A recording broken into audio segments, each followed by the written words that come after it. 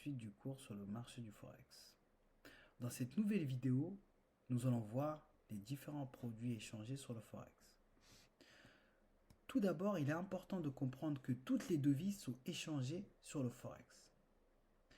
N'importe qui peut choisir d'acheter ou de revendre n'importe quelle devise du monde, profiter de sa fluctuation et si cela va dans son sens, faire du profit.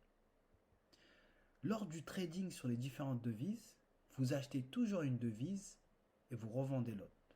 C'est pour cette raison que toutes les devises sont organisées par paire.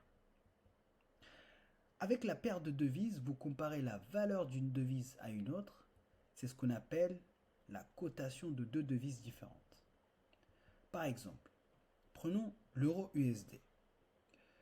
EUR, c'est le code de devise qui représente l'euro. USD, c'est le code de devise qui représente le dollar américain.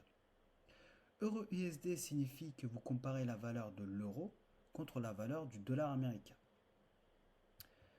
Maintenant, voyons les différentes paires que vous pouvez trader sur le marché du Forex. Il y a deux types de paires. Il y a les paires majeures et les paires mineures. Commençons par les paires majeures. Ce sont toutes les paires de devises qui sont automatiquement indexées à l'US dollar. On a l'euro USD qu'on vient de voir, USD JPY, donc JPY c'est le yen, GBP USD c'est le pound et l'US dollar, USD Chiffre c'est le dollar américain et le franc suisse, USD CAD c'est le dollar américain et le dollar canadien, AUD USD c'est le dollar australien contre le dollar américain, NZD USD c'est le dollar néo-zélandais ou souvent appelé kiwi dollar contre le dollar américain.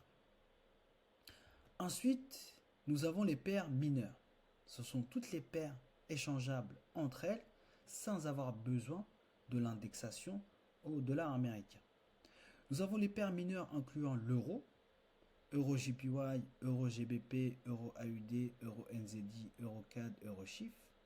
Nous avons les paires mineures incluant le pound, les paires mineures incluant le dollar australien, les paires mineures incluant le franc suisse, les paires mineures incluant le dollar néo-zélandais.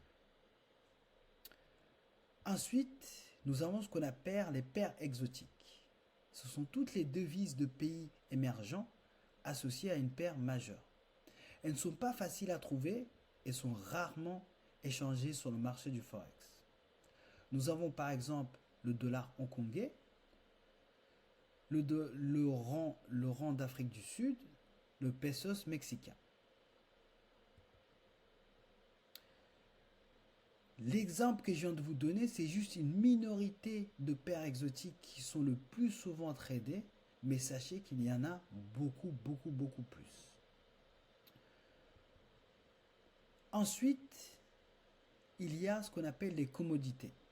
Ce sont les matières premières ou des produits agricoles qui peuvent être extraites.